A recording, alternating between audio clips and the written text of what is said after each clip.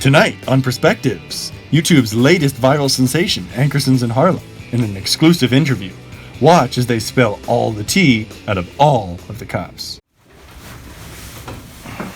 So I'm just going to ask you a few warm-up questions, and then we'll get straight into the interview. Just a second. I left half a can of Fresca in the green room, so if nobody can touch that, that'd be great. I'll make sure no one touches that. Thanks. Thanks for expressing your concern. Because I actually brought that with me. It's not from the fridge. I get it. Okay. Thanks. I'll make sure that's taken care of. Thanks. Okay. Great. Let's get straight into this. All right. So, what's your favorite fruit? Okay, so this is where I just say a bunch of fruits, and then you guys are going to change that in post. Maybe like put it on the green screen or something. Or you could just give me your favorite fruit. Okay. Don't say no. Just accept it. Melons, I guess. Great. Okay, this is a good way to start. And I guess like if you have to be specific, like a banana. I can't tell you how excited I am to have you here today. I have really enjoyed all of your productions, and I'm super excited to hear your answers. May I just say something? I accidentally knocked over a can of soda in the green room, so I hope that's not a problem. Let's start with something really easy, like what's your favorite fruit? I really like exotic fruit and tropical fruit, so probably like jackfruit or something like that, yeah. Oh, great. So, how did you guys get started? Today?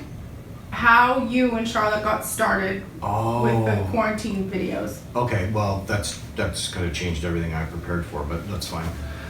Again, just accept it. Okay, so yeah, well, Charlotte really always wanted to do stuff with me because I'm basically her inspiration for everything. So when when luckily the pandemic hit and people were sick and stuff, which was great, it gave us the opportunity to fulfill a dream for her. So what could I do?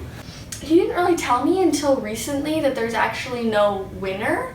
So, I thought that there was like a prize or something. So, that's really how I got into it. Okay, and who would you say is the real creative genius behind your films? Well, I mean, again, because I do all of the editing, half of his line work, he's just like lip syncing it because he can't remember his lines very easily. So half the time I have to edit him speaking into it, and all of like the editing work and all the filming work and all that stuff is done by me. So I would probably say me. Well, I mean, since you used the word genius, it's clear it's me. And where does the comedy come from?